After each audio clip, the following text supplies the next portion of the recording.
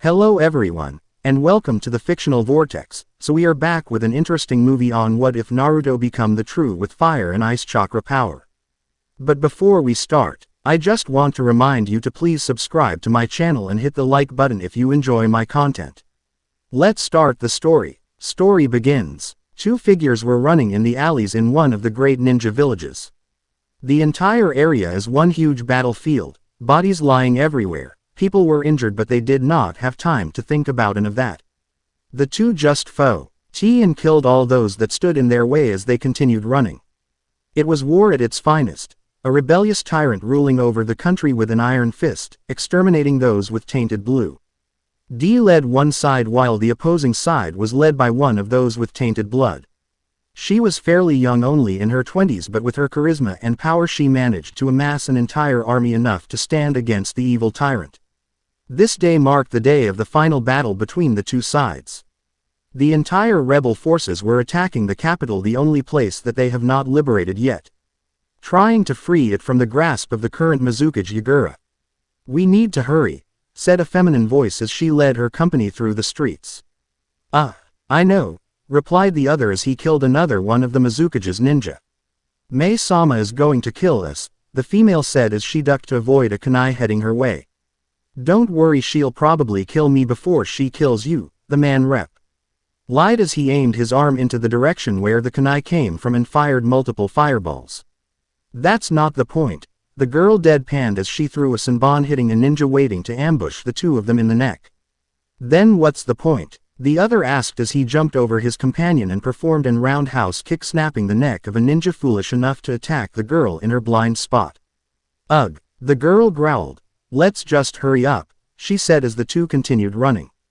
"Hi Yuki Haim," the man replied as they ran along the alleys, eventually reaching the center of the village where their leader was currently battling against Yagura. The two made it in time to see their leader Mei standing there firing globs of magma at a childlike man holding a staff. "So that's the Mizukage Yagura, huh?" the man asked as he and his partner appeared beside Mei. "You two are late," she said. Sorry, got lost in the road of life," the man said.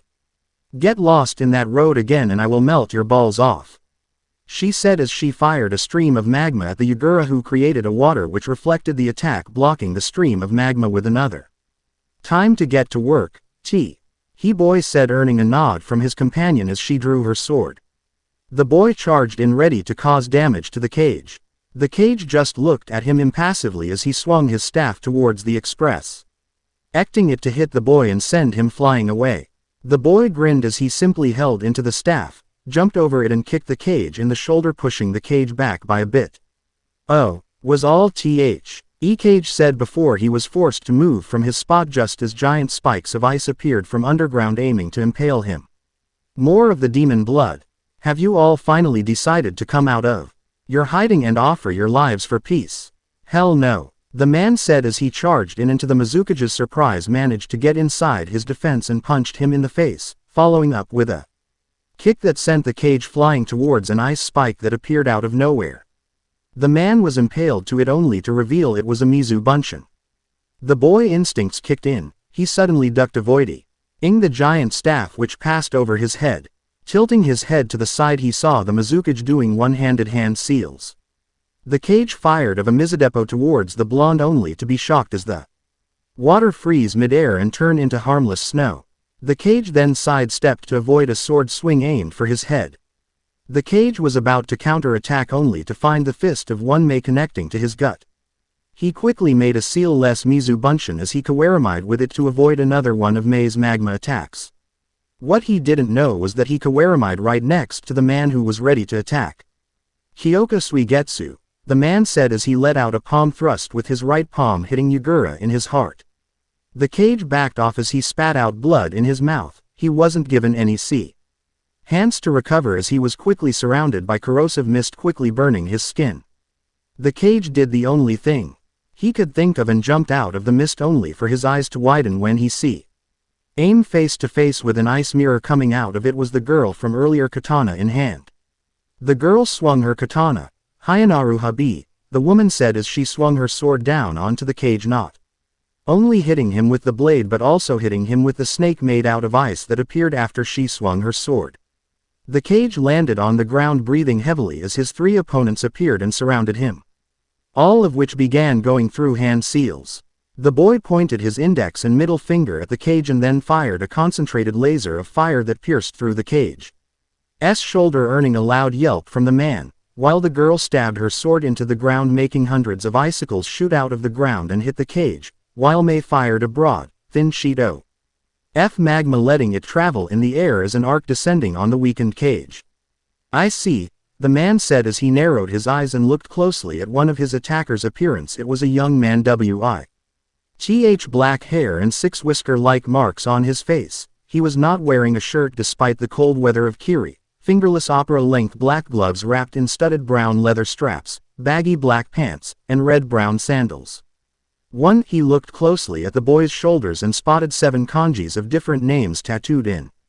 Before the lava or icicles could hit the cage roared out as a red cloak of Chakra with 2 tails appeared and protected him from the attacks.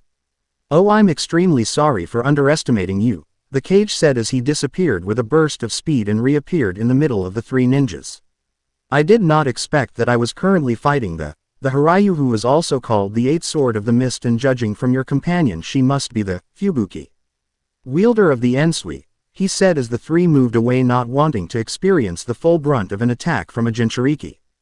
"With Terumi May by your side, I'm afraid I can't play around anymore," the man said as another red bubbly tail appeared in his cloak of Chakra. "Do you have any last words?" the cage said as all his wounds have been fully healed by his Biju. The 3 just got into the respective stances as the cage smirked. "And so begins the battle that will decide the future of Kurigakure. To be continued. And what do you think? R&R. FAI. TH Arc 1 Chapter 1. Light. Fire and Ice. True Heroes. Disclaimer. I do not own Naruto. A.N. This whole series was inspired by Pokemaster 12's Naruto Shift in Life. His use of Haku's character really made me want to write a Naruto XF Haku story. Please read and review. Thoughts. Jutsu. Words. Biju talking. Screaming. Chapter 1. FAI. TH. Light story starts. "Cold. It's so cold," said a boy who was around 5 or 5.5 with black hair and blue eyes as his body failed to move without causing him great amounts of pain. He didn't know where he was, but he felt the chilling water surrounding him making contact with his wounded skin. "Ji-san, Inu ni, Neko ne, Weasel ni, help," the raven-haired boy pleaded in tears as his body continued to flow down the ice-cold river. He didn't know what happened or how he got here. Last thing the boy remembered was the old man with funny robes, his Gigi, telling him to stay safe and out of trouble. The old man told him something about having to leave the village for a while to go meet up with another man with funny robes from the land of the winds, or was it clouds? A day after, the old man told him that the boy watched as the old man left the village accompanied by Inu-ni and Neko-ne. Remembering that scene brought tears to the boy's eyes. He remembered them, the 3 figures telling him to stay safe and take care. Their retreating figure as the sun shined on them. 3 of the only people among a village of thousands who cared for him and protected him. As he saw the figures back, he reached out, extending his arm as if to get a hold of them, only for his world to turn dark. The boy woke up, his vision still gone. He tried to look around only to hear muffled voice coming from all directions. He didn't know who started it, but next thing he knew was that he was getting punched. He yelled in pain and asked them to stop, but it didn't end. It just got worse when he begged. He felt his bones snap, only for them to heal and then get quickly snapped again. He felt his body get beaten, stabbed, burned, and electrocuted. He was pretty sure he was going to die. The boy lost consciousness, and when he woke up he felt nothing but the freezing waters that seeped into his still regenerating wounds. "Help," the boy said weakly as he opened his eyes, only to close it immediately as the warm light of the sun was too much for the boy who spent God knows how long in the darkness. The boy opened his eyes once more, this time weakly and slowly as he adjusted to the bright light that was the sun.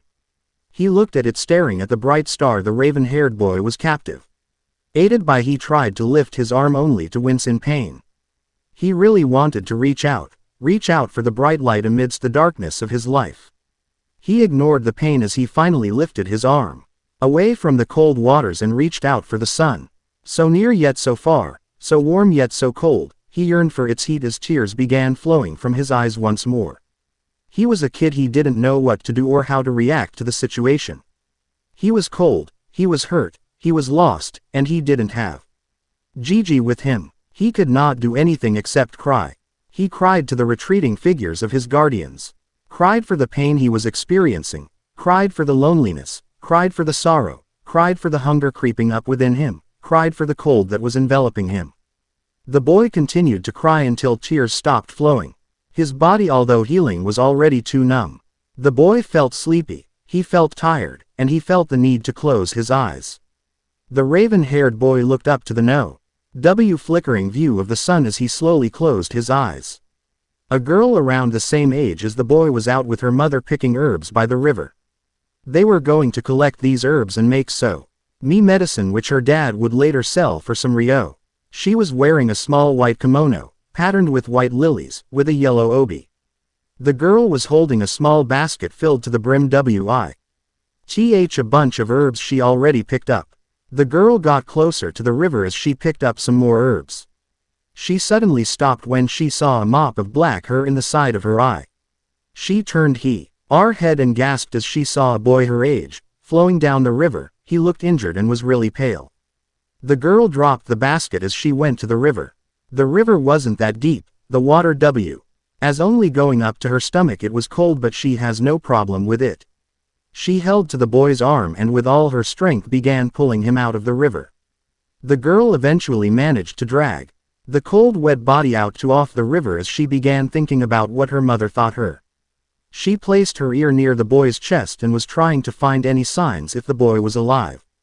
Silence, shish. Wasn't hearing anything. She continued trying to listen further. *Lub-dub. The girl finally heard after a few more minutes of searching. The girl lifted herself of the boy's chest and was quite surprised. Said to see the boy's eyes opened a bit looking at her. Tenshi? The boy asked weakly, looking at the one light in a world of darkness. The girl blushed, shaking her head rapidly before she looked down, and thought that the boy lost consciousness again. She immediately stood up as she called for her mother, not noticing those blue eyes from those half-lidded eyes still staring at her retreating figure. Before his world turned dark once more. Die, demon brat. Die. You don't deserve to live. Die. You killed my husband, you killed my brother. You killed my family, you killed my daughter. Die. No food for you, demon. Die. The boy looked around as the people were beginning to surround him. Die. Gigi. The boy yelled out as he looked for his Gigi, only to see the same scene once more. The old man's retreating back and his shadow as he left Konoha, sealing him to his fate. Die. The voice continued, drowning out the screams of the boy.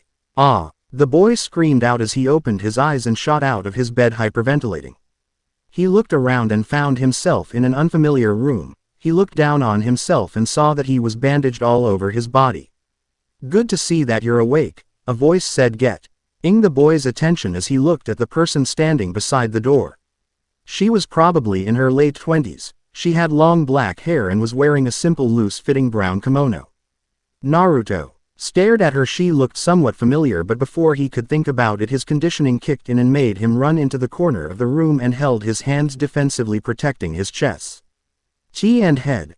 I'm sorry, don't hurt me, please don't hurt me, the boy said as he was shaking and crying. The woman frowned at the boy's reaction. A boy that young shouldn't act like that. She looked at the mop of black hair in the corner. The woman took a step forward, making the boy shake even more. She slowly approached the corner, only a few steps away, as she lowered herself, sitting in the Seiza position, and looked at the boy. My name is Kuroyuki, may I ask what your name is, boy? The woman asked in a gentle tone. Uzumaki Naruto, the boy said hesitantly. The woman raised an eyebrow at this. If this boy was an Uzumaki, that would explain the condition he was in when her daughter found him. Since the Uzumaki's rejuvenating blood and extended lifespan is one of the more known Kekkei Genkai holders out there. She was pretty sure that the boy was beaten and left half dead by the blood haters, or was about to be sent to one of those camps to be used for labor. She shivered. She should know this since she was secretly a Yuki and knew what happens to those who are caught. Would you mind telling me how you ended up in the river? She asked, still using that gentle tone. I don't know, the boy said, still acting defensively in the corner. The woman decided not to ask any more as she could see that the boy wasn't stable at the moment. It's okay for you to stay here for a while, we won't hurt you here. My daughter has really been worried ever since she found you. The woman stood up and turned her back, seeing the boy finally calm down the moment she began to retreat. Stomach grumbling. There was one moment of awkward silence before Kuroyuki turned around and looked at the Naruto. Would you like something to eat? She asked. The boy looked up at her. You would give me food. The woman smiled sadly. Yes, now come along, she said as the boy slowly stood up and approached her. She led the boy to the dining room. There was no one in it. Would you like anything specific to eat? She asked as the boy only shook his head in response. The woman thought about what to cook for a second before she decided to make some miso ramen. She served the hot bowl in front of the boy, getting him to stare at it for a few seconds. Is it really okay for me to eat this? He asked, getting a confused look from Kuroyuki. Why do you ask that? Because people tell me demons don't deserve to eat. The boy replied. The woman's eyes widened. It was worse than she thought. She immediately approached the boy even though she saw him tense and enveloped him in a warm hug. The raven head's eyes widened as he felt the warm arms around him. There Naruto, you're going to be okay here. No one will call you a monster. No one will hurt you. You will be loved here, so everything would be all right, she said soothingly, making the boy tear up a bit. Thank you, the boy said as he returned the hug. I'm back, Okawa-san, a new voice said as she came into the room. Ah, he's awake, the girl said, getting Naruto's attention. He looked to the voice and saw the familiar-looking person. She looked exactly like her mother and was wearing a plain-looking green shirt and black shorts. Tenshi, the boy asked as he looked at the girl, getting a strange look from Kuroyuki. Haku, she said, smiling. She added, my name is Haku. Hello Haku-san, the boy said as he looked at the pretty girl in front of him, making his cheeks blush up a bit. Haku, would you like to eat something too? I just made some ramen, Kuroyuki said, getting a cheerful nod from her daughter in response. The girl sat beside Naruto as she looked at him. You should eat your ramen, she said in a cheerful tone. It tastes better while it's hot, she said, making the boy nod. Kuroyuki came back to the room, another bowl of hot ramen in hand. She paused for a bit and smiled as she saw her daughter talking to the boy excitedly, and she swore for a second she saw the boy smile. Here's your bowl, Haku, the older Yuki said as she placed the bowl in front of the girl. Haku noted and took her chopsticks as she started eating the ramen. Naruto stared at her for a second before taking his own chopsticks and started eating the ramen. It was the best thing he tasted his whole life. 2 years later. The past 2 years has been a godsend for the raven-haired Uzumaki. The family was kind to him even. The father Jiro, who met later that day 2 years ago. Naruto, now 7 years old, was wearing a short black loose-fitted kimono lined with red on its sleeves and cuffs on top, a white turtleneck shirt, and blue pants. Plus dark navy blue sandals. Naruto is extremely different from what he was like 2 years ago. He was happy, cheerful, and had a generally positive outlook in life. He was also smart, for his age, surprising both Jiro and Kuroyuki when he managed to learn about all the different type of herbs in a week. The boy was sponge for knowledge, and Kuroyuki adamantly decided that he should use it for something. At first she directed the boy towards the medical field, but the boy said something about wanting to become a ninja, earning an immediate no from Kuroyuki. However, as he kept begging, Kuroyuki eventually gave in and brought Naruto a book called Chakra Usage for Dummies, which is now the boy's favorite book. He even showed it to Haku a few times and was surprised when she managed to form a snowflake using her chakra. Having heard about how people could do that or killed by people here in Mizuno Kuni, the two decided to keep it a secret. Naruto was playing with Haku in a clearing near their house. Haku hasn't changed that much. She was still bright, beautiful and cheerful. The two have gotten close over the past 2 years to a point that Naruto called her Haku-chan. While she called him Naru-kun, they pretty much considered themselves as brother and sister at this point, since it was Haku who managed to break Naruto out of his defensive shivering compulsion that he got when there was adults around or when someone touches him. The two even made an innocent and childish vow to be there with for the other forever and ever, making Kuroyuki and Jiro chuckle as E2 unknowingly proposed to each other. "Nay, Haku-chan," said to Haku as the two were playing ninjas. "Ya Naru-kun, don't you think ninjas are cool?" the raven-haired boy said while throwing punches, still pretending to be a ninja. "HNN, they're cool, but I don't really like them. I heard from Okawa-san, they kill people for a living." Haku replied, making Naruto around and look at the young Yuki. I know they kill people, but they're strong.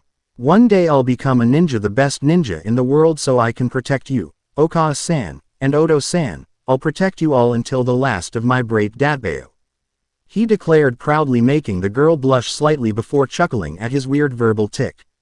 "Plus, if I can become a ninja, I'll be able to free Kiri and become the Mizukage. After that, I'll become a hero known throughout the elemental nations." Naruto-kun, what does it mean to be a hero?" she asked innocently, making the boy suddenly pause for a moment and give it some thought. "I don't know, but I'll swear I'll find out in the future," the boy said as he smiled at Haku. "But I do know we'll be heroes one day," he said, earning a surprised look from Haku.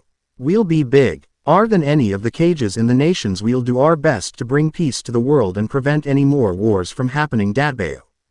"I'm sure we will, Naru-kun," the girl replied happily, earning a wide smile from the Naruto. The boy looked up in the sky. It was strangely cloudy today. "Nay, Haku-chan, I think it's about time we go home. Okawa-sama might be worried about us now." "Hi, race you there, Haku said as she began running towards their house with Naruto trailing her from behind. After a few minutes of running, the two came to a stop in front of the house as they heard some arguing from the living room. The raven-haired boy and Haku entered as they decided to make themselves scarce. Recently the two noticed that their parents were arguing a lot more than before. Once they saw Jiro leave the house looking angry, the two decided to ask Kuroyuki what was going on. "What happened, Okawa-san?" Haku asked, only getting a sad look from her mom. "It's nothing, Muse-me," she said before telling the two of them to go to their room. The two nodded and was about to leave before Kuroyuki called Naruto and asked him to stay in the room. "Naru-chan," she said while looking sadly at the boy. "If anything ever happens to me, I want you to promise me something," she said, looking at the boy intently. "Hi, Okawa-san," Naruto replied, making the woman smile sadly. "Protect Haku, Naru-chan, protect her, love her, and look after her, be there for her," she said. "You don't need to ask Ka-san. I was planning to do that even if you didn't tell me," he replied brightly. "Wait here, Naru-kun," she said as she got up, taking out a bag and putting some stuff like ryo, clothes, and scrolls in it before handing it to Naruto. "You know how to use chakra, right, Naru-kun?" the woman asked, earning a nod from the boy. She pulled out a scroll, opened it and showed it to Naruto. "These scrolls has some preserved food, herbs, and some more money. Just apply chakra to it to unseal them," she said, demonstrating it to the boy, making his eyes widened as he didn't know Haku's mom could use chakra. She pulled out another scroll. This one was pure white. "This one has some books on jutsus, taijutsu, and simple chakra control exercises, as well as some jutsus of the Yuki clan," she said, surprising the boy. He heard of the Yuki clan before. They were one of the clans who had the tainted blood, as the other villagers said it, and were called monsters just because of their blood. The boy's eyes widened as he started making connections, but he had to make sure. "Why are you telling this to me, Kuroyuki-san?" "Don't tell me," he didn't finish as the woman nodded. "I need you to take Haku with you now and run. I'm afraid my husband has found out about our blood." "Then why aren't you going to come with us?" the boy asked. "Because even thought I know he is going to kill. Deep down inside I still love him," she finished. "I'm sorry, Naru-kun, but please take care of Haku-chan." The boy looked at her, tears already forming in his eyes. "Are you sure?" "Hi, Naru-kun," she replied as the two of them began hearing a loud sound of yelling coming towards their house. "Go, Naru-kun," the woman said as Naruto took the bag with the supplies and ran towards Haku's room. "Haku, he said, surprising the girl. "Hi Naru-kun. We need to go now," he said as he grabbed the girl's hand. "What?" she asked as she was dragged by the boy into the living room only to see a sight that will be engraved into both of their minds forever. Haku's father Jiro was standing there, tears in his eyes as he held a bloody knife. In front of him lying on the ground was the bleeding and now dying form of one Kuroyuki. The man turned around as he heard a gasp coming from Haku, who was now behind Naruto. "Get out of the way Naru-kun," he said as he approached the two of them. "I'm sorry about this, but I need to do this. Their blood, it's unclean, they're monsters. Sorry Haku, but I need to kill you," the man said, making the raven-haired boy glare at him. Haku was in shock. Her Otu-san killed her Okawa-san and now he was about to kill her as well. "Now get out of the way Naruto, or I'll kill you as well," the man screamed out as he brought his hand up, knife held tightly, about to take a swing at the boy. Time slowed for Haku. Her Otu-san killed her Okawa-san and was now about to kill Naru-kun. She felt something snap inside her as she yelled out, forming large icicles all over the place, impaling her dad before he attacked Naruto. Naruto's eyes widened as he saw Haku take her father's life. The boy gritted his teeth in anger. Something like this should never happen. They were a kind and loving family just yesterday, and now all of this happened because one man said something that having a specific blood makes them a monster. It was like he was in Konoha all over again. The boy would have nothing like that. He tightened his grip on Haku's hand as he started running towards the back of the house. He opened a door and ran outside. He briefly heard someone scream out, "There! The monster and the monster lover are heading there," Naruto said as he picked up his pace, still dragging a shocked Haku, trying his best to avoid and run away from the raging mob. "Haku-chan," he said, getting the attention of the girl. "Don't worry about it. I won't let anyone hurt you," he said confidently, which managed to ease the girl up even by a bit. E-boy gritted his teeth as the mob continued chasing after them, eventually managing to drive Haku and Naruto in a corner. Naruto immediately placed himself between the crowd and Haku as he glared at he 10 adults, all carrying varying tools ready to be used as weapons against kids. "Get away kids, we're here after the monster, not you," one man said. "Shut up, let's just kill the kid as well, he's a monster lover," another man said, earning a collective "yeah" from the crowd. Naruto glared daggers at them. There was nothing he could do and he knew that. They were outmatched and outnumbered. He knew how to use chakra. He couldn't really do anything with it. He can probably strengthen his body to a small degree, but he was still a 7-year-old standing against 10 fully grown men. Naruto looked behind him to see a shaking Haku. He cursed internally. He didn't want things to end this way. He promised to himself and Kyoku-san that he will protect her. "Do you want power, young one?" Sigh. A feminine voice, making Naruto widen his eyes and look around. "Do you want power?" the voice repeated, not really having time to think about it. "Yes," Naruto replied, earning a confused look from everyone who was surrounding him. "Why do you want power?" the voice asked again. "To protect Haku-chan," he screamed out. The other thought the boy might have lost it. Haku just stared at the back of the black-haired boy. Naruto paused as he suddenly saw the image of a human girl wearing red kunoichi attire with her hair styled as ponytail. She smiled at him before she transformed into a gigantic dragon made of fire. "You are worthy of my power. Awaken your blood, awaken your power, and go forward facing your destiny head on, inheritor of the flames of old," the dragon said as she disappeared. Naruto suddenly felt a searing pain in his shoulder as if he was being branded, but it then stopped as he saw a kanji saying, "Nadare," on his left shoulder. The boy didn't know why, but somehow he knew what to do. Naruto brought up his hand and wrote the kanji in the air. He felt power rising up inside him as he brought up his left hand and aimed towards the mob. Karyudan. Nadare Enden. Fire. Dragon release. Nadare fire bullet, the boy screamed out as a huge ball of fire appeared on the palm of his hand before separating into a few smaller balls of fire. Naruto screamed out as he fired off the small fireball, hitting every person in the mob, burning them to death almost immediately. Naruto suddenly felt a bit faint. He thought it might have been because of using this power, but he didn't bother to pry into right now. He looked back at a wide-eyed Haku as he grabbed her hand again and started running once more. "What?" was that Naru-kun?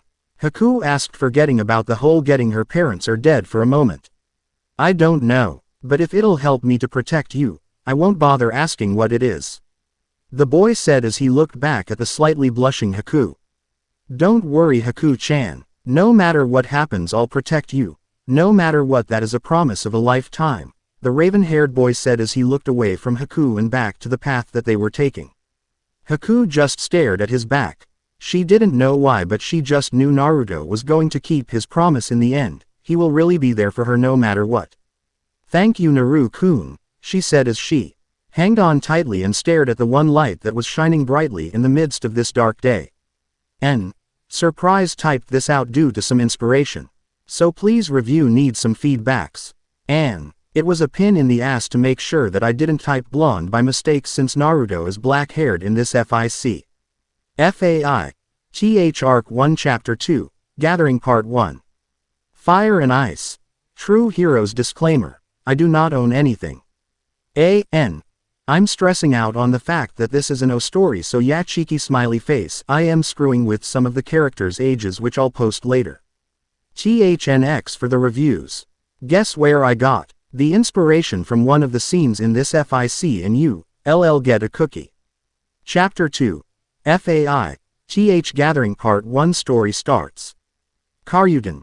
Nader Dienden Fire Dragon Release. Nader Great Fire Bullet. Naruto screamed out as he fired a high-speed fireball at makeshift target practices in the form of huge rocks. Tisk. The boy as he clicked his tongue. The attack was still using too much of his chakra. It was tiring him up faster than it should be. He hasn't really heard from Nader since she gave him this new power. One more time, the raven-haired boy said as he fired some more fireballs, depleting his chakra more and more.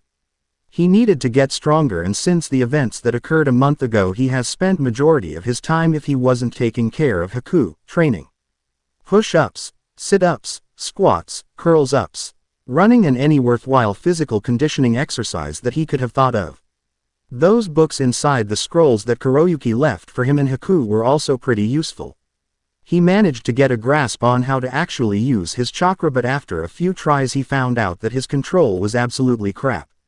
The boy sighed as he saw his attack still used up too much of his chakra. One more, Naruto said as he fired. This time, instead of firing one fireball, he fired off multiple fireballs in rapid succession, hitting a good amount of the targets. Naruto thought as he tried the attack again, firing small flames in rapid fire. So it seems that firing smaller flames rapidly takes less chakra and time to form than actually using one big fireball each time, the boy said as he scratched the back of his head. Naru-kun, said Haku, coming from behind Naruto, calling him out. Naruto turned around to see Haku holding a basket filled with food. Hi Haku-chan. I wanted to ask you if you wanted to eat about 2 hours ago, but no matter what I did you didn't respond, so I just waited for you to finish because I wanted to eat with you. Haku replied, causing the black-haired boy to feel bad for not noticing her. I'm starving. Let's eat, Haku-chan, the black-haired boy said, smiling as he went over towards the Yuki, who was smiling as well. He felt a small tug in his chest as he saw her smile. She looked happy, but the boy could see sadness in her smile. It seems that she wasn't fully over what happened yet. The boy let out an unheard sigh. Naruto spent the first week of their travels doing nothing but taking care of an almost catatonic Haku. Like she did for him those 2 years ago, Naruto spent the entire week trying to convince her to eat and telling it wasn't her fault and everything would be alright. She really didn't respond that much, but when she heard him blaming himself for what happened, Haku snapped out of her depression and told him with tears flowing out of her eyes that it wasn't his fault. From that point on, Haku acted a bit happier, but her smiles were forced and made Naruto frown. The second week was much like the first, but Naruto started his training regimen, which to his surprise was also done by Haku, who said she wanted to get stronger as well. As much as he'd hate to admit it, currently Haku was stronger than he was. Becca. Use of her good chakra control, she was able to read and learn some of her own clan jutsu, starting with the infamous Sensatsu Susho, 1,000 flying water needles of death, that allowed her to create 1,000 needles of ice, but because of her low reserves she was limited to using it 4 or 5 times a day. She and Naruto tried sparring with her using the technique, and it was safe to say that the result ended up with both of them crying. One in pain, while the other in guilt for hurting the raven-haired boy. The last 2 weeks have been the same as the second. It was spent mostly on training, reading scrolls, and sparring, much to the ire of the black-haired boy who got his butt whooped one too many times. In terms of hand-to-hand combat, he can easily beat Haku, but she was infuriating why faster than him, so most of the time he had to stick to the defensive. Stamina-wise though, Naruto was a god. He found himself rarely tired when Haku was already to the point of fainting in exhaustion. A fact that the boy made so much fun about, but quickly shut up when the girl glared at him. "So where are we going now, Naru-kun?" asked the last Yuki. "I don't really know, Haku-chan, but we need to get some supplies soon," he said as he looked at their rations to find that it'll only last them a few days. "Do you know any villages or towns nearby, Haku-chan?" the boy asked to Haku, who began thinking. "I think I do, Okawa-san." And oh, she paused as she was extremely uncomfortable talking about him. She shook her head and started talking again. "Used to bring me down this road. It's only a few miles away. But there's this village of pale-skinned people with funny-looking eyebrows. Okawa-san used to sell medicine there." "Then it's decided," the boy said as he ate another one of those preserved fishes. "I wonder if they sell ramen there?" the boy asked, making Haku giggle. "I'm sure they do, Naru-kun. Yada. First thing we'll do when we get there is eat ramen datbayo." After a few more days of traveling, the two eventually reached the gates of the village. It was made of wood and a few meters high and wide. There were 2 guards standing in front of them. They had those weird-looking spot-like eyebrows, and one of them looked like they were bored or pissed, or both. "Anyo?" Naruto asked as he approached one of the guards. "What do you want, Gaki?" the man snapped back, making Naruto jump back and put himself between Haku and the man. "Oh, shut up, it's just a kid, probably an orphan," one added. "So what do you want?" the second man said. "We just want to stop by and get some supplies before we continue our travels. Okawa-san and Oto-san told us that we could buy some in here. They are still far," Naruto lied. "Oh, and who are your parents, Gaki?" the first guard snapped back. "Kuroyuki," Haku sighed, as she got the attention of the 2 guards. "And Jiro," Naruto added, earning a slight shiver from Haku at the mention of the name. You do look like her," the second guy said, since most of the people in the village who Kuroyuki was, since she was one of the few outsiders who came into the village and sold herbs that managed to cure most of their illnesses. "Grr," the first man said. He was really bored and wanted to attack something. The kid standing in front of him was who he was planning to vent on, but after finding out who the children's mom was, made him back off. "So where are your parents now then?" the calmer guard asked. "They are a few miles away. There was problem with the caravan we were using, so Otu-san stopped and is trying to fix the problem with Okawa-san," Naruto said, getting a nod from the guard. "Currently there are only a few people in the village since they are preparing for something, and are out of the village. There are still a few shops open right now, so after stocking up I suggest you 2 leave immediately," the second guard said as he opened the gates for the 2 kids. "Arigato ni-san," the black-haired boy said as he walked towards the gates. "Arigato," Haku said, taking a small bow before following after the boy. "Wow, I didn't know Okawa-san was well known," Naruto said as he and Haku went into the village. "I didn't know as well," Haku replied as the 2 looked around the village. The houses were made of wood, plainly colored, but looked rough and old. There were signs of battle, of scuffles everywhere, but it looked natural, as if fitting the place perfectly. "Nay, Haku-chan, let's go buy some supplies before we start exploring," Naruto said, a bit excited to look around the new area. "Hi," Haku replied as they went inside one of the still open shops and began buying supplies. After 20 minutes the 2 came out with bag full of supplies, enough to last them another 1 or 2 months at the cost of all their remaining ryo. Thanks to the books Kuroyuki gave them, Naruto managed to learn a bit about sealing, so he managed to seal all the stuff in a scroll. "Nay, so what do we do now, Naru-kun?" Haku asked, looking at the young Uzumaki. From what the guards said, there are only a few people here, so why don't we go in their houses and look for stuff that can help us in our travels?" Naruto said. "But that isn't right, Naru-kun, that's stealing."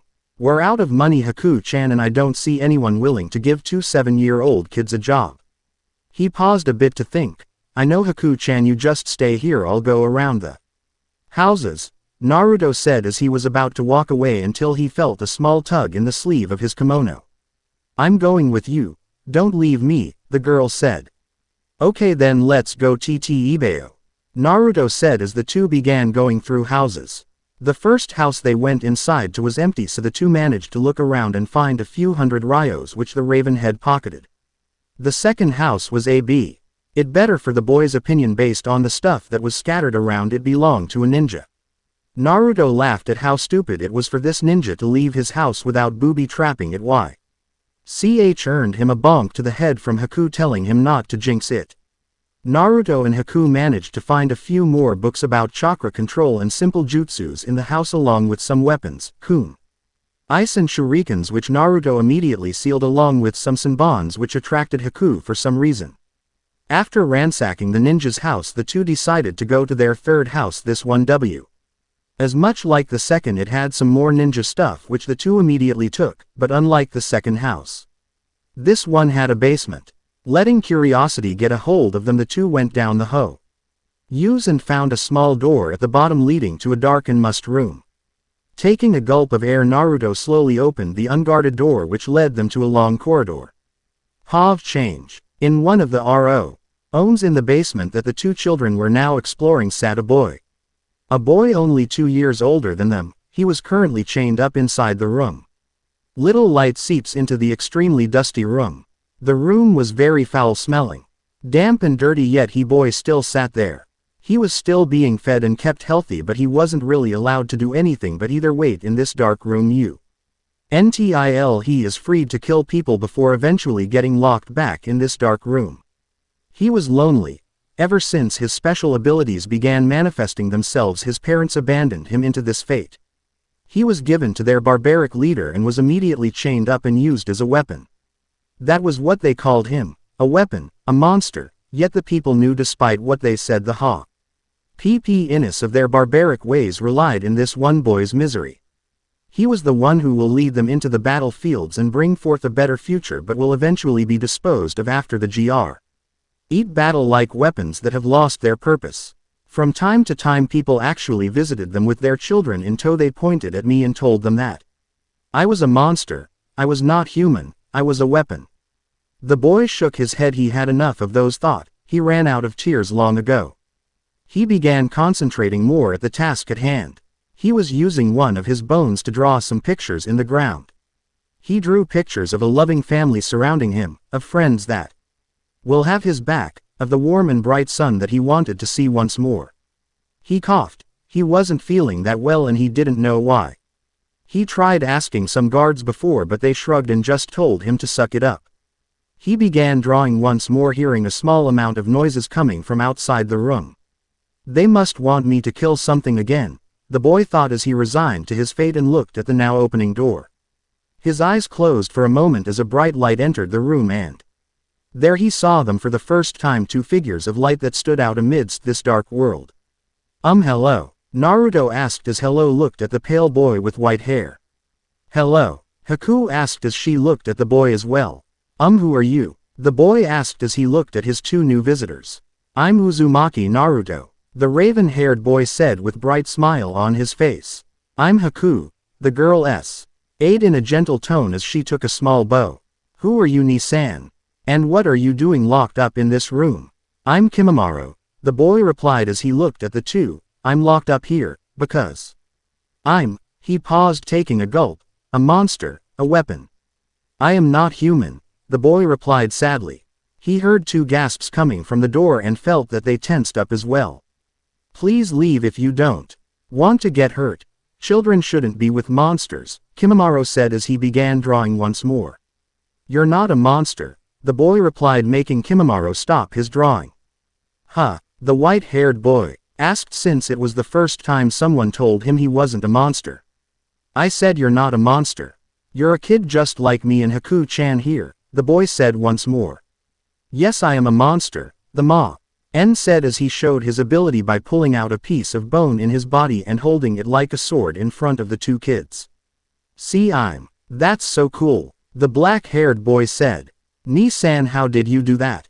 Can you teach me how to do that? That was so awesome, teach me please. The boy said, surprising and confusing the white-haired boy. Huh, why aren't you afraid? He said, looking at the boy. It's because it looks cool, said the girl, answering for Naruto as she looked at the bone.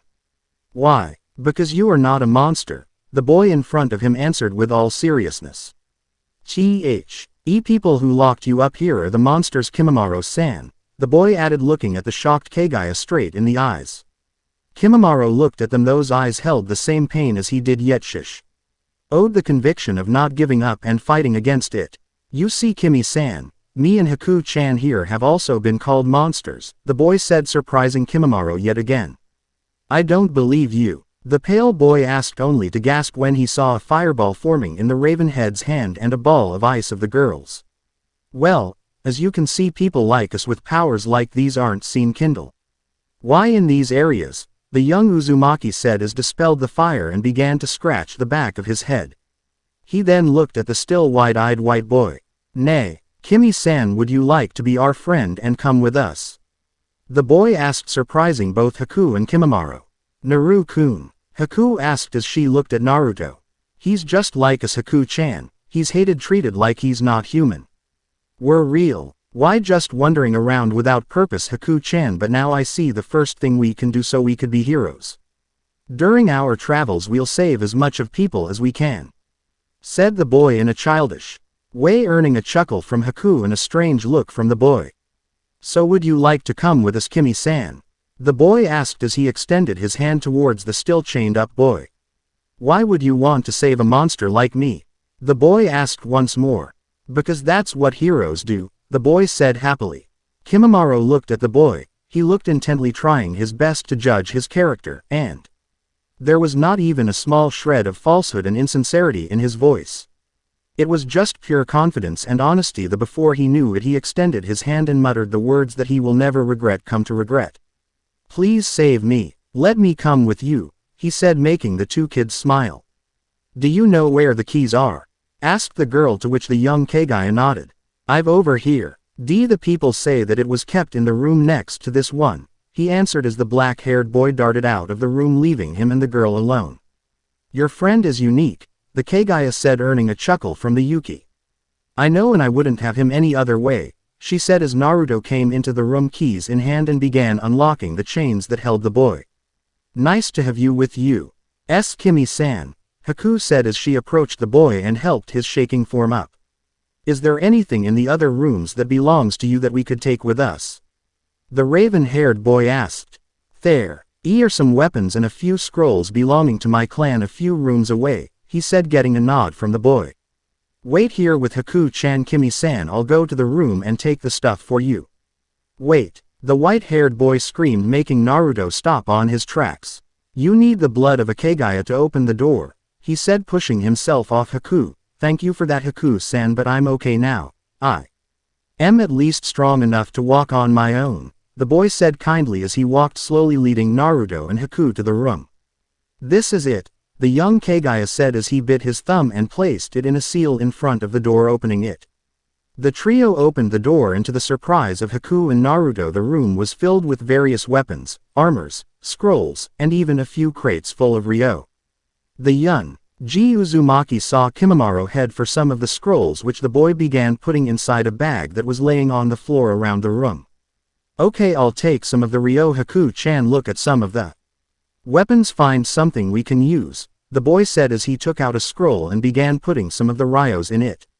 Hi, Naru-kun, answered Haku as she made her way to the weapons racks, and there she saw it.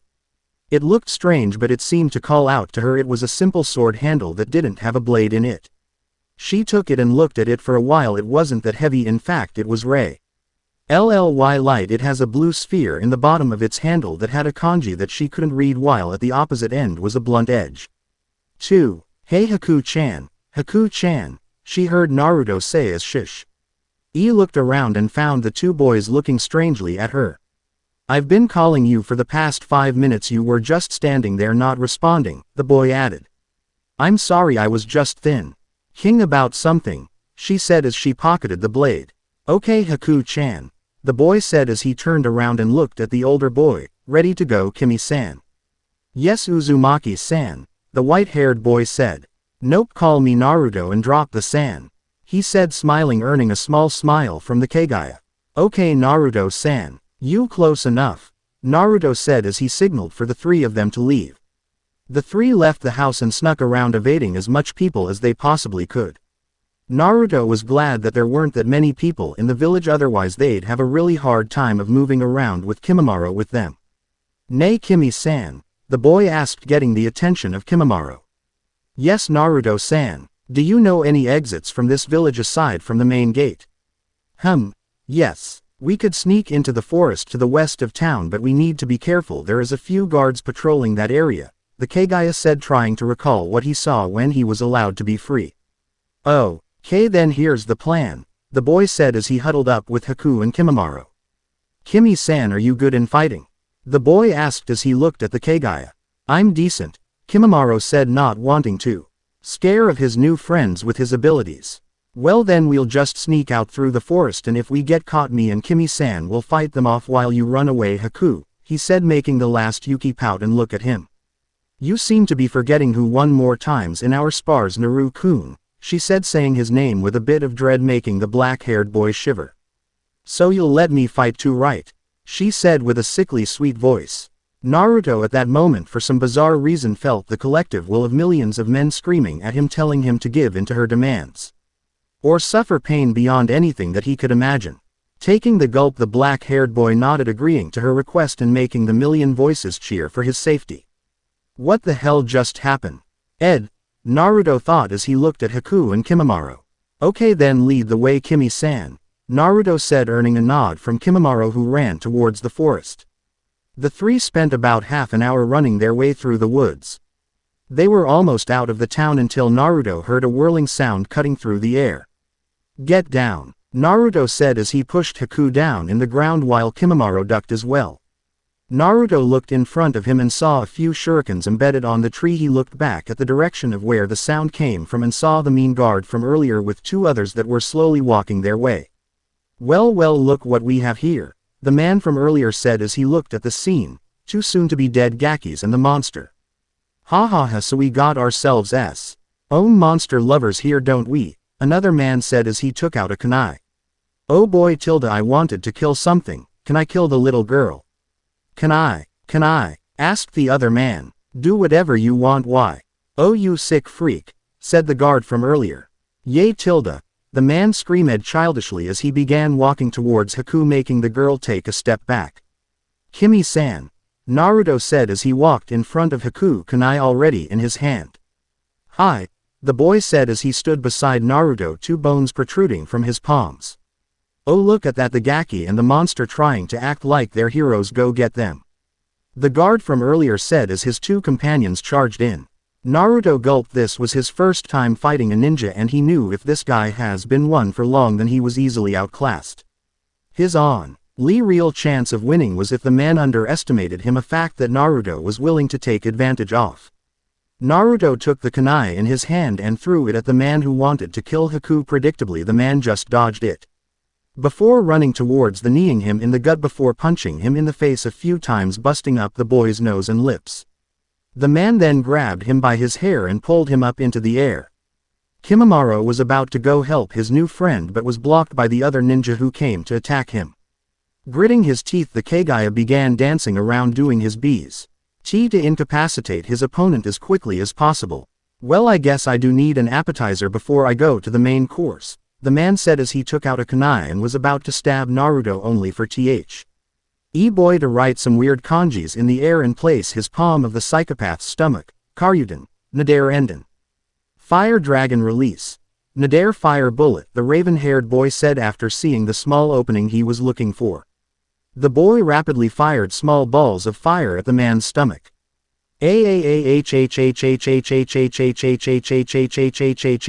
The man screamed out in pain as he clutched his stomach in pain and knelt to the ground. The man looked up to the boy in rage, only to stop as he spotted a huge fireball aimed directly at his face. Eat this, Karyuden. Nader Die Enden, Fire Dragon Release. Nader Huge Fire Bu. Let Naruto said as he fired off the blazing hot ball at the man's face, killing him almost immediately. Yanagi no Mai, Dance of the Willow, he heard from Kimimaro as he turned around just in time. Mita, his new friend, dispatched the man with ease by dancing around him and stabbing plus slashing him in the body with the bone protruding his palms, elbows, and shoulders. Good job, Kimi-san. Naruto ate as he spat out some blood to the ground. Are you okay, Naruto-san? Kimimaro said as his bone went back inside his body. Hi, the black-haired boy replied before hearing a slow clap from the last of their pursuers. Well, I guess the monster has finally met another monster. Tell me, boy, what was that fire technique you used? I never saw that before. I don't feel like telling you. Naruto replied to the man who shrugged and with a burst of speed appeared between him and Kimimaro. Haku, run, was all Naruto said as a kick connected to his gut and sent him flying away. Haku stayed there gulped before nodding and running away. Kimimaro went to his Yanagi no Mai stance again and began attacking the man. He spun around making long sweeping slashes and strikes aimed for the man's legs. In trying to slow the man down even by a bit. Hoo. Monster got strong, the man said as he dodged Kimimaro's attacks. Karyutan. Nader Enden, the man heard a voice say coming from behind him. As he immediately used Kawarimi to dodge the various flame bullets. Won't work, Gaki. The man said as he reappeared behind Naruto, grabbed him by his head and smashed his face to the ground. The man was about to follow up with an axe kick to kill the little boy but stopped when he felt 10 small yet hard objects hit him in the shoulder. Tenshi Senden, 10-finger drilling bullets, Kimimaro said, as held his arms forward and pointed all his fingers at the man who was about to attack Naruto. I won't let you hurt him anymore. The Kagaya said as he fired some more bullets which the man evaded this time. Tisk, the man said as he began going through some hand seals. Doden. Dosekiryu, Earth Release. Earth and Stone Dragon, the man said as he sent that dragon of earth crashing at the young Kagaya, knocking him into a tree. He purposely weakened the jutsu, not wanting to kill their weapon. They still had uses for it in the future after all. Well, time to end, was all he could say before he felt various stabbing wounds all over his body. What the hell? He thought as he looked all over his body and saw hundreds of senbons scattered around in the ground while another few hundred impaling him all over his body. I'm sorry, Ninja-san, came a feminine voice as he looked behind and spotted the girl who he thought ran earlier. That was part of the plan. When Naru-kun tells me to run, it's situally the signal for me to hide and look for an opening, she said as she fired some more senbons at the man. I don't really like killing, Ninja-san, but for my friends, for my precious people, I'd gladly do so, she said as she finished the man off by firing another volley of Sensatsu Susho, 1,000 flying water needles of death. She sighed as she went over to Naruto and helped him up. She was not surprised to see that, like always, the boy was already beginning to heal. Thanks, Haku-chan, the boy said as he stood up groggily. But put me down. You should help Kimi-san instead. He got hit harder than I did, he said as Haku made her way to the Kagaya and began shaking him, bringing the kid back for unconsciousness. You okay, Kimi? He asked as he looked at Kimimaro. I'll live, the boy said before looking at them. Do you guys by any chance have some milk?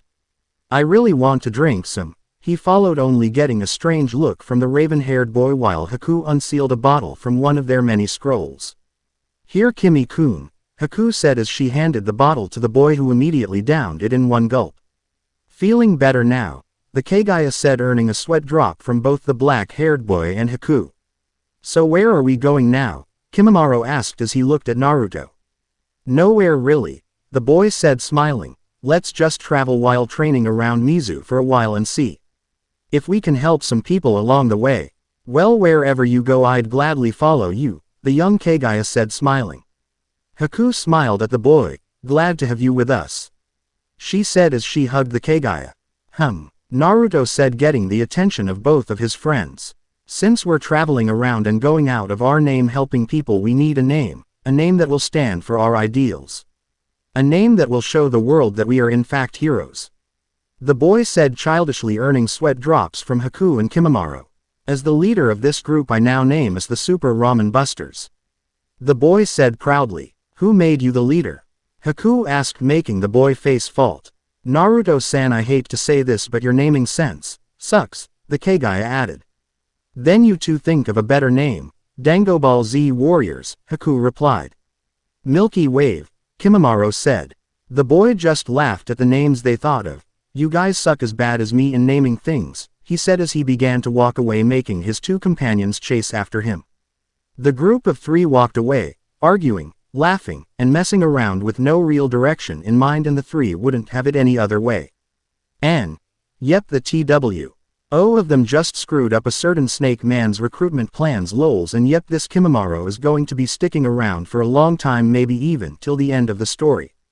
I'm eventually going to pair him up with someone, but I'll keep that a secret for now, of probably till the next chapter XD.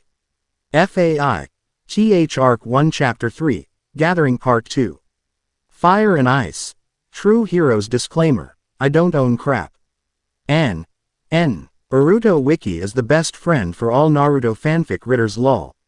And sorry for the small delay in the release, stupid school stuff and this site called TV Tropes distracting me. Also shameless plug to my other work, Red Satsujin, Birth of a Killero, and please read and review. Bold equals jutsu. Bold plus italics equals biju talking or dragon talking. Words equals thoughts. Bold equals screaming story starts. Shaw. PTER3 FAI. TH Gathering Part 2 Realm of Unconsciousness. The boy was dreaming of events that occurred long ago, time long forgotten. He was dreaming of the flames of the old, the flames of the first, the flame that light the path. There stood in the meadow of some ancient land a familiar-looking girl. She was young, around 5 or 6. She was training to be strong, training to be a ninja. She was a girl who used flames like he did. She was also free-spirited, kind, and gentle. With her powers over the flames, he watched her grow up and led her people to glory.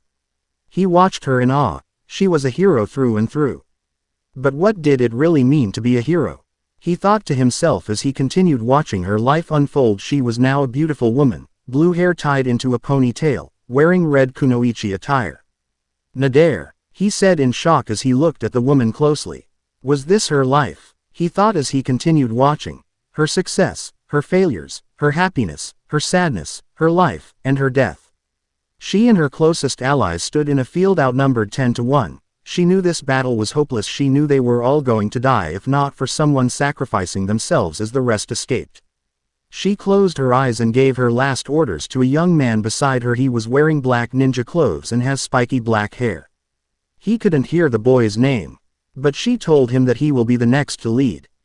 With that, she stood up and charged towards her enemies. There were multiple fireballs forming around her as she did her best to buy time. She held ground for hours, 1 against 100, taking out at least 70 of them, but eventually she got too tired and injured. She was stabbed from all sides and fell to the enemy's blades and was left for dead. As she was lying on the ground bleeding, she looked up to the bright red sky with tears in her eyes. She still didn't want to die, but she didn't regret dying this way. She only regretted not being there to protect them more. To protect and care for her precious people. So with that, she closed her eyes and welcomed death as her own flames engulfed her, turning her into a magnificent dragon made of flames. She soared to the sky and vanished to the heavens, waiting for a chance, one small chance to be called, to protect once more. Naru-kun. Naru-kun. Huh, the boy said as he opened his eyes and looked at Haku, who was waking him up. You were crying, Naru-kun. The boy placed his hands on his cheeks and felt that they were wet from his tears. Were you having a sad dream, Naru-kun? She asked. I don't know. Then why are you crying? I don't know, Haku-chan. I don't know, was the blonde's reply before the girl felt it was best not to cry anymore and returned to her sleep. Naruto CL. OSED his eyes as he tried to remember his dream. Why can't I remember it? He thought as he tried to sleep once more, hoping to see the dream once more. With that, the raven-haired boy unknowingly got his first glimpse of what it meant to be a hero. It has been 3 months since the two met Kimimaro, but the three have already become close friends. Heck, you could even call them siblings now. The THREE mostly spent the last months traveling around Mizuno Kuni. They helped out a few people, like reuniting a child and a parent, stopping thieves, capturing bandits, nothing major, just helping the bees. They could while they trained their bodies to the limit.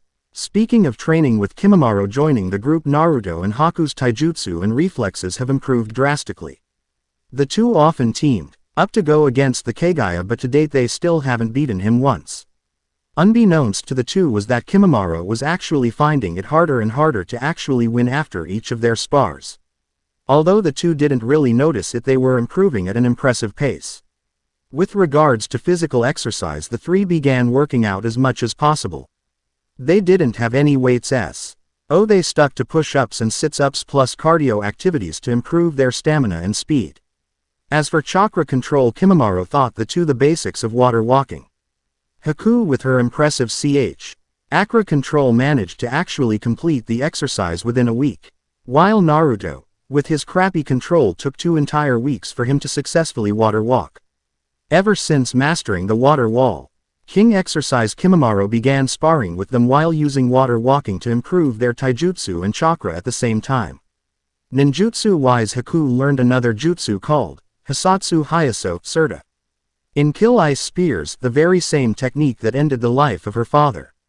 Naruto, on the other hand, really didn't learn anything new. He just continued practicing with Karyudan, Nadir Dienden, Fire Dragon Release, Nadir Great Fire Bullet, and Karyudan, Nadir Enden Fire Dragon Release, Nadir Fire Bullet, but he felt that he was close to a breakthrough in creating a new technique while Kimimaro just kept practicing his dances and reading some of the Shikatsumyuku scrolls that they stole from the Kagaya vault.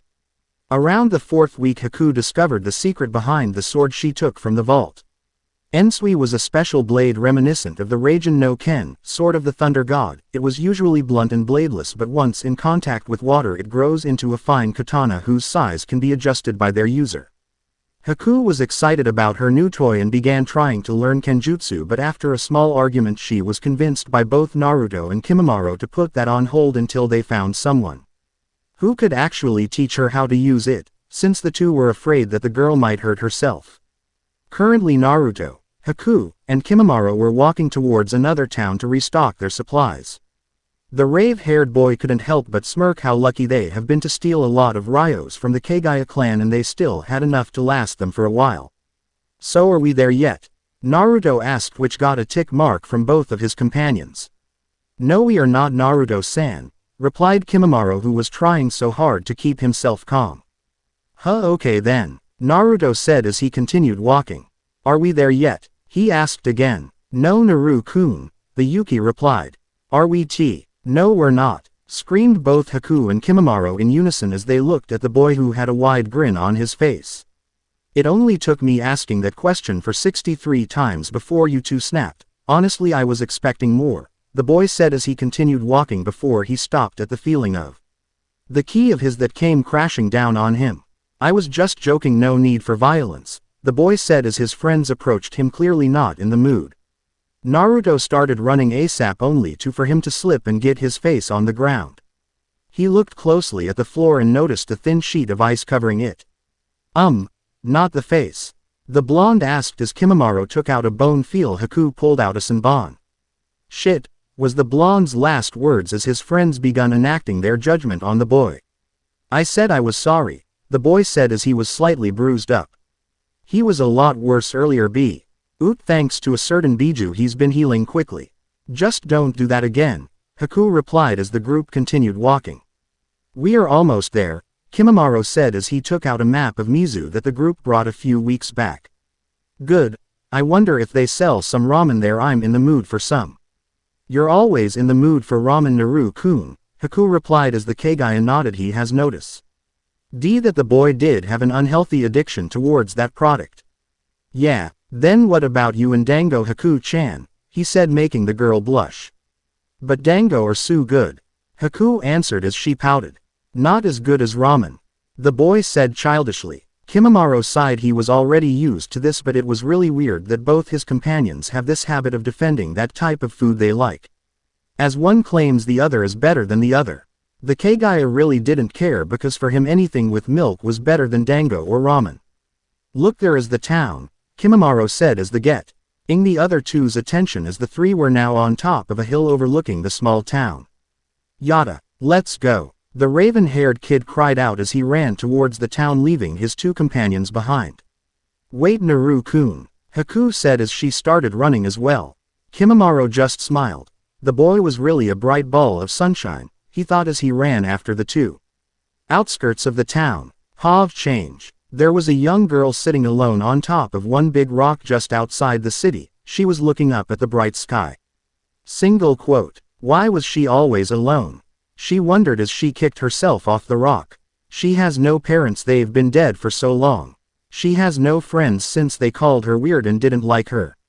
She didn't have a home since her old house was burned down and she was sent to an orphanage. She didn't have any money, which would explain her old-looking and rag-like clothes. She didn't have love and acceptance, which she yearned for the most. She was actually jealous as she watched other families. She was angry when children took their family's love for granted. If only they knew what it was like to be in her place. They would always cherish their family. She sat down on the ground, her back against the rock, as she began thinking. Lately she noticed that people were looking at her strangely, but she shrugged it off. People always stared at her for some reason. She thought it might be because of her hair color, since it was rare color in Mizu. The girl stretched her arms around as she continued watching the sky. She wanted to leave this place in hopes she could make friends and so. But she didn't really know where to go. Sighing, the girl stood up and dusted herself as she began walking away. Watch out! A male voice came from behind her as she turned around. Just in time to see a black-haired boy with blue eyes and 6 whisker marks running towards her. Time stopped. She couldn't move in time as she saw him lose his footing and slip his face only a few inches away from her. Shoo! Naruto and the girl's eyes widened as their lips met. The girl felt heat reach to her face as she pulled back and did whatever it was anyone would do if someone who they didn't know kissed them. She kicked him between the legs, making him crouch, kneed him in the chin, before slapping him in the face and running away blushing. Naruto fell on the ground for the second time of the day in pain. Lucky that his companions weren't there yet, or he would never hear the end of it from Kimimaro, and Haku-chan might kill him if he told her that he kissed a girl even by accident. He didn't know why, but he kind of noticed that lately Haku had a jealous streak if a girl got too close to him, to which she'd always react by scaring the girls away. Naruto laid there in the ground as he looked to his side. He was looking at a rock, but something was different about it. He looked closely as the sun shined down on it. It wasn't a rock, he realized as he saw the light reflected on its surface. It was actually a dark gray crystal. A few moments later, after Naruto recovered, he made his way to the town only to find his friends Kimimaro and Haku standing near the town's gates. Naruto-san, where were you? Asked Kimimaro. Well, I got lost in the road of life. The boy thought. Somewhere in the elemental nations, an Anbu wearing a dog mask sneezed, thus alerting his targets of his presence. The Anbu just sighed as he was surrounded by at least a platoon of B-rank missing nins. This was going to be a long day for him. Naru-kun. Yes, Haku-chan. Why do you smell like another girl? The girl asked as she narrowed her eyes at the boy. The blonde paused as he saw the girl who he bumped into earlier pass by them, making her way out of the town once more. Single quote. Worst timing ever. The boy thought as the girl who he accidentally kissed earlier pointed at him and screamed the words that would sentence him to death at that very spot. Pervert. The girl said, making Naruto, Haku, and Kimimaro freeze almost immediately. I can explain. The boy said. Yes, do explain, Naru-kun, Haku said as she took out a few senbons. Naruto-san, as much as I consider you a furry, there are just lines that you must never cross, Kimimaro said as he took out a kunai, not wanting to pull out a bone and attract the attention of possible tainted blood haters. Kami, damn it, Naru, said as he got beaten for the third time that day, unlike the ones from Konoha, though these ones he actually kind of deserved. After a few minutes of beating the hell out of our favorite Raven High Red Kid, Haku dragged him out of the town to apologize to the girl who called him a pervert. While this was happening, Kimimaro agreed to go into town and buy supplies for the group. So Naru-kun, would you mind telling me why she called you a pervert? Haku asked. Well, I kinda bumped into her while I was running, and I kinda accidentally kissed her, the boy said as he looked away from Haku. Then it's nothing bad. We kiss all the time. said Haku, causing Naruto to blush. It was true they kissed from time to time, but those were more of childish gestures as far as Naruto knows. Oh, there she is, Haku said as the two approached the dark gray crystal once more. Naruto looked at the girl who was sitting on top of the rock and gave her a good look. She was around a year or two older than them. She had fair skin and light blue hair kept in a spiky ponytail with long strands framing her face. She was also wearing an old-looking short teal kimono with a gray turtleneck and short sleeves with a jade-colored rope around her waist plus red shorts accompanied by navy blue sandals. Hello, Haku called to the girl still dragging Naruto behind her. The girl looked up and saw in her opinion one of the prettiest girls she has ever seen. Hi, the girl replied, not noticing Naruto. My name is Haku, she said. What's yours? She added. I'm Guran. Nice to meet you, Guran, Haku replied while smiling as she pointed at the raven-haired boy behind her. This is Naruto and he'd like to say something. Guran looked behind Haku and spotted a familiar bush of spiky black hair. Ah, she said, backing away a bit. It's the pervert. I'm not a pervert. I'm a super pervert, Naruto answered, making everyone in the area sweat drop. Where the hell did that come from, he thought. Elsewhere in the elemental nations a certain Sanin sneezed while doing his research. His research subject heard his sneeze and soon enough the great frog sage was getting his ass handed to him by a group of girls. Haku bonked Naruto in the back of the head. Please be serious about this, Naru-kun. Hi, the boy said as he got into a dozega in front of Guran. I'm sorry for kissing you, he said as he took a bow in the ground, surprising Guran. Okay, she replied. Thank you, Naruto said as he stood up and smiled. I'm Naruto and I'm really sorry for what happened earlier, he said, reminding Guran what happened, making her blush once more. No, actually, I'm sorry for hitting you, she said. Don't worry about that, Guran-san, Haku answered. You need to hit this baka from time to time or he'll do something really stupid, she added. Naruto just went teary-eyed and pouted. Wah, Haku-chan doesn't love me anymore, he said. Don't worry, I still love you, Naru-ch. And, she said as she hugged Naruto, I just hate it when you act like that. I'm 7, what do you expect? The boy replied. Meanwhile on the side Guran just observed the two. They looked like they were having fun, so much fun. She felt a slight bit of pang in her chest. She was jealous of the two. They were best friends or siblings, both of which she doesn't have. Hey Guran-chan, Naruto said, getting the girl's attention. Hi. Why are you here alone? The boy asked, making the blue-haired girl frown. Because I don't have friends, she said sadly as Naruto looked closely to her.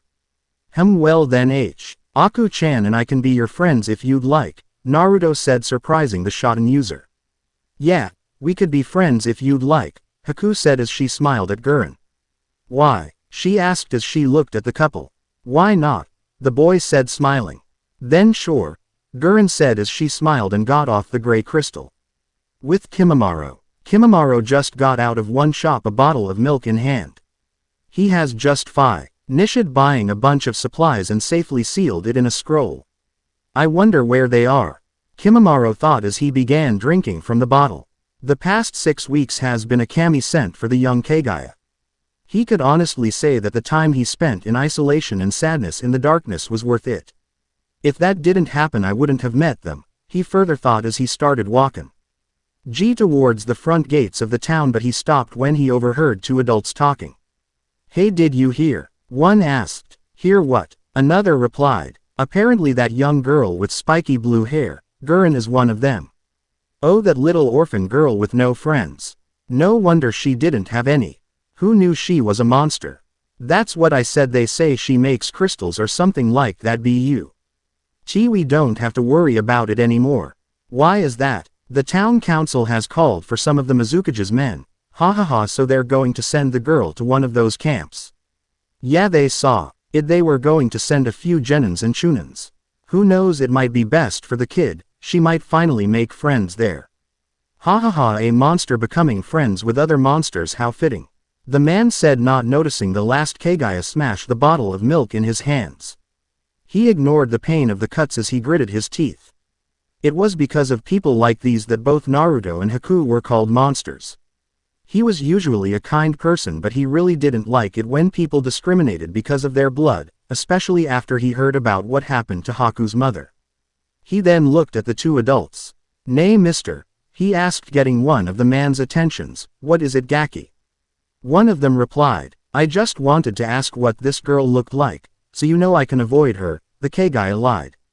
One of the men just smiled. "Yeah, it's best to avoid their kind, but she's a girl around your age with spiky blue hair with bangs framing her face.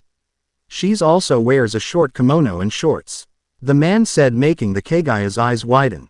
"That was the girl who called Naruto-san a pervert earlier, then that means." "No," he thought as he immediately ran out of the gate hoping to find his friends. Back with the group, Haku was smiling in the sidelines as she just watched Naruto continued to pester their new friend. "So tell us about yourself, Guran-san," Naruto asked as he looked at Guran. "Well, I don't really have much to say about myself.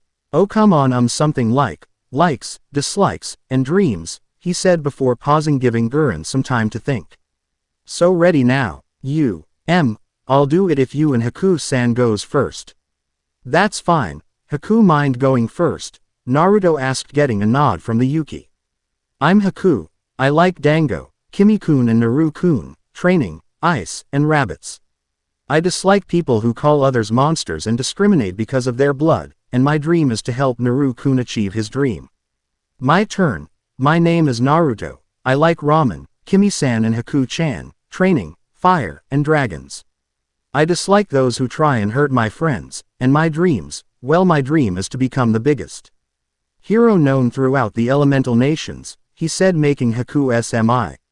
No matter how many times she heard, she just knew he'll stick with that dream until the end. "That's a cool dream," Guran said, earning a bright smile from Naruto. "Thank you, it's your turn now, Guran-san." "Well, I'm Guran. I like Dango too, like Haku-san, I dislike being." She paused alone. "I guess, and my dream is to," was as far as she went until Naruto tackled her down from the rock. "What was, duh," she said as she looked at where she was and found a bunch of shurikens sticking where she was sitting at moments ago.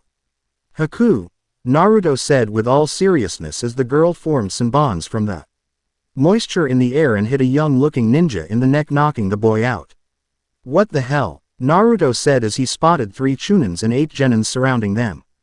"Well, would you look at that we came here expecting to find 1 monster, but instead we find 3, a chunin said as he took out a kunai and gave a signal to the others to prepare as well.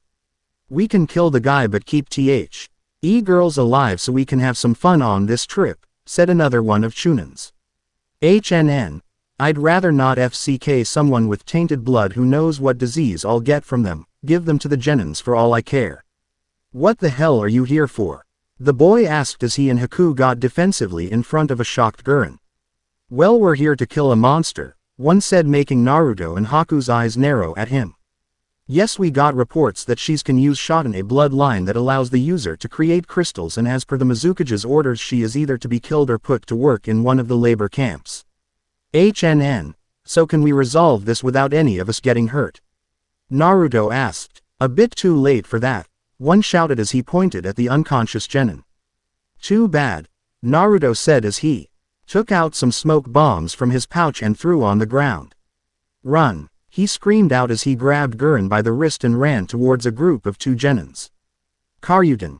Nadir Enden, Fire Dragon R. Elise. Nadir Flame Bullet," the boy silently said as he shot multiple fireballs at the 2 genins, knocking them out. "After them," a chunin said as the 2 other chunins, and the remaining 6 genins went after the trio. Guran just stared at Naruto and Haku as they ran away, dragging her along. "Why?" she asked, knowing exactly what happens to those with tainted blood and those who sympathize with them. "Because you're our friend," the boy said as he looked back at her and smiled. "Got you," one of the chunins screamed out as he jumped towards Naruto and Haku. Dynamic entry. Kimimaro. Aro screamed out as he appeared from the side, catching the chunin off guard and kicking him to the face before flipping towards Naruto and Haku. "Naruto-san, you really are a magnet for trouble, Kimimaro said as he turned around and shot some bones from his fingers towards the crowd. "I second that," Haku said as she threw some ice Senbons at them. Hey, I take offense to that, Naruto said as he fired some more flame bullets at the group.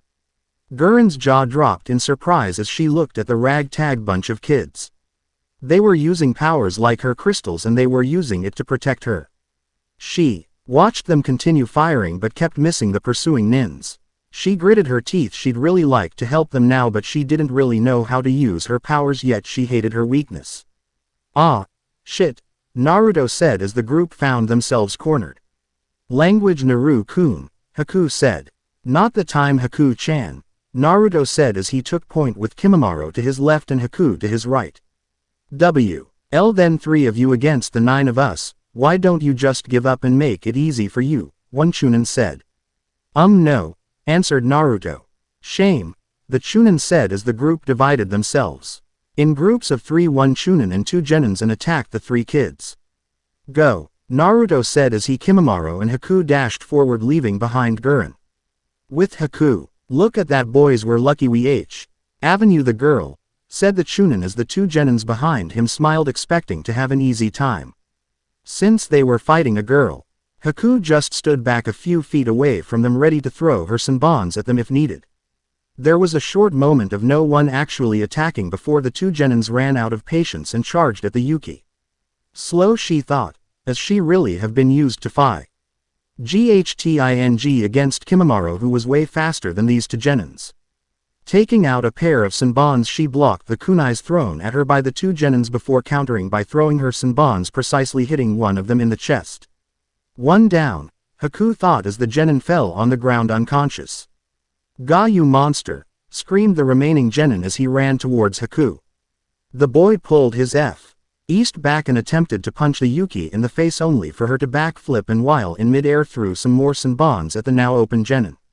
Thud, 2 down, Haku thought as she looked at the only remaining person. She gulped. She knew this man was definitely stronger than the other 2, so she couldn't really fight him without wanting to kill the man. Done already, quite impressive, monster, the man said as he took out a kunai and ran towards Haku.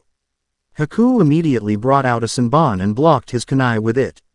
She gritted her teeth. He was stronger than her and was pushing her back. Don't get distracted, the man said as he kneed Haku in the gut and kicked her away.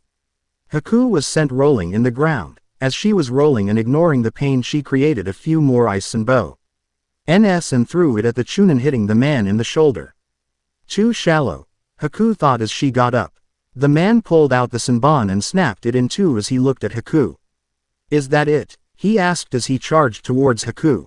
He's as fast as Kimi-kun, she thought as she ducked and evaded a punch.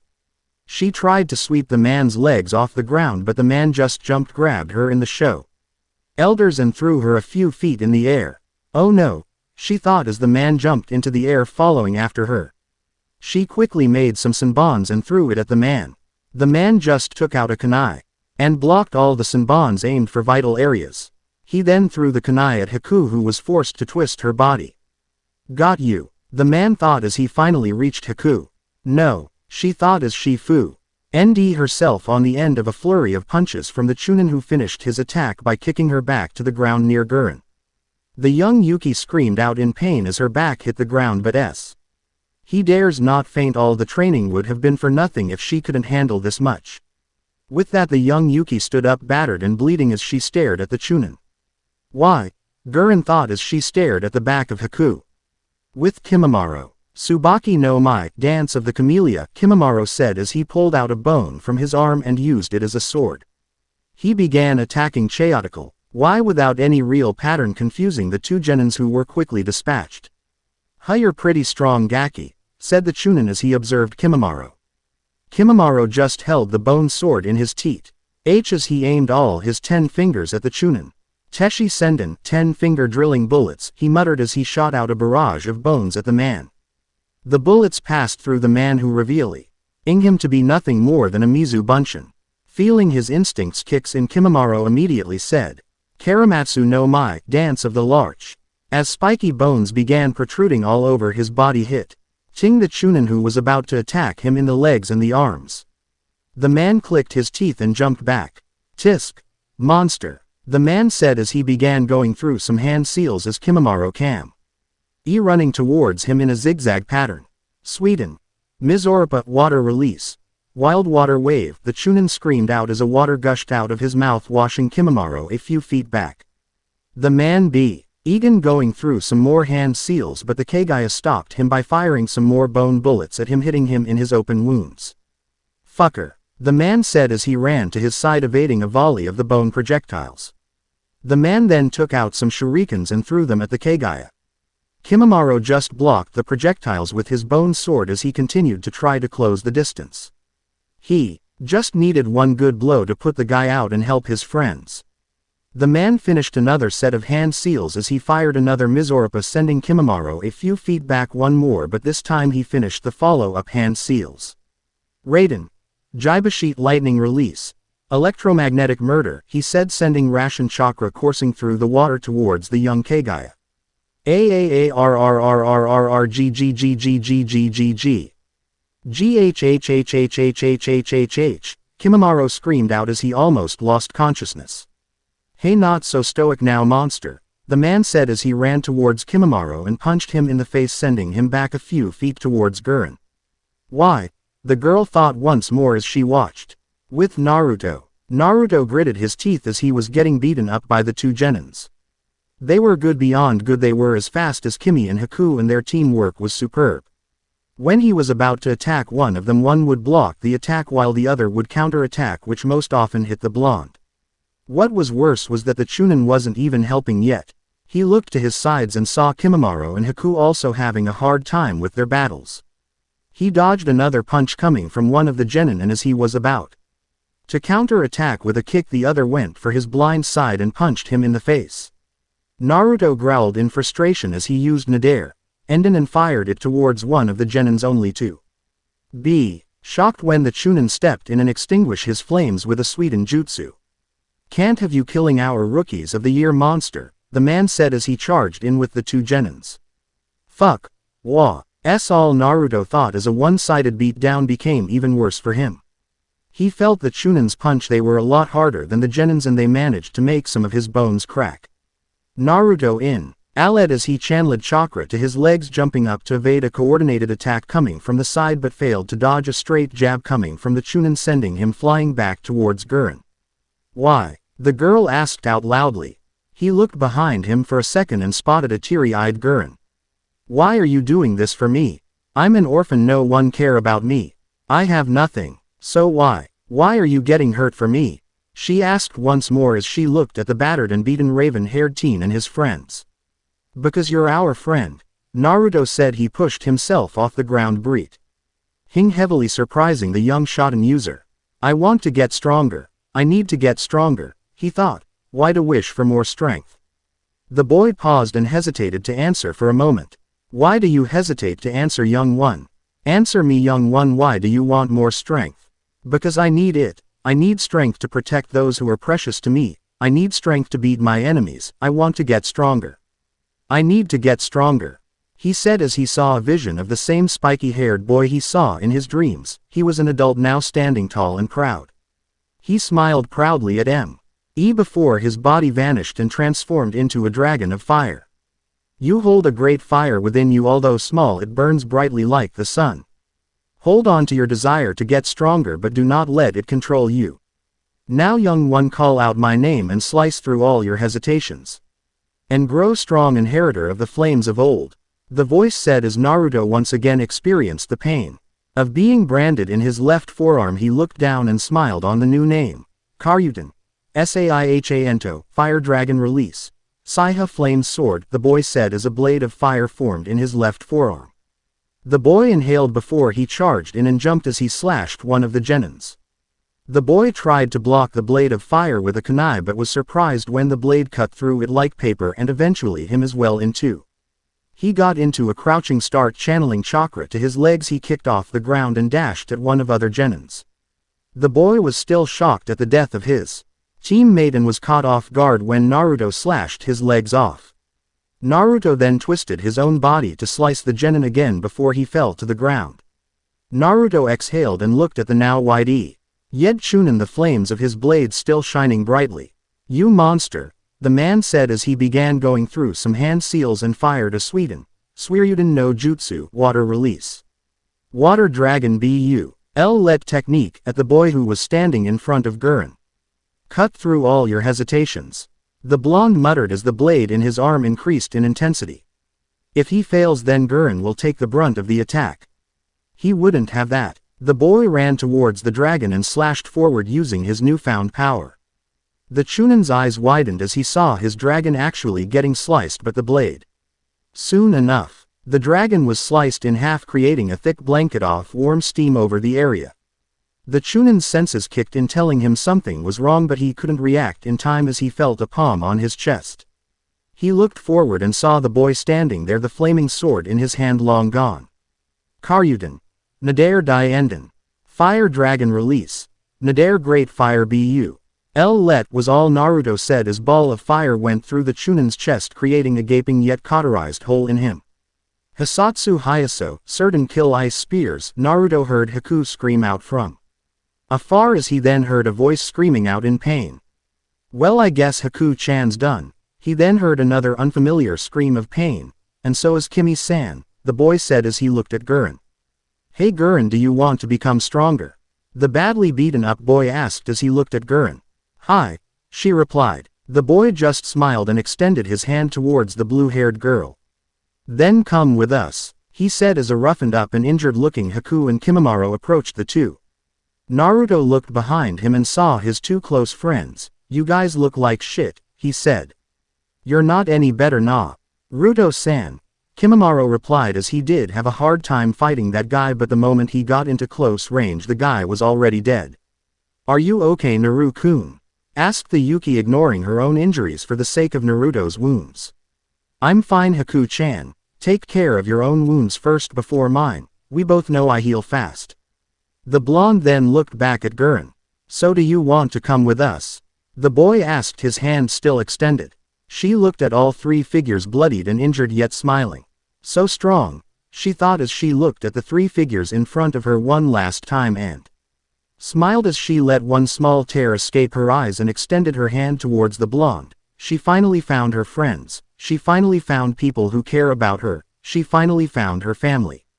The end. I hope you enjoyed this episode. Remember to subscribe and like this video. See you in the next video.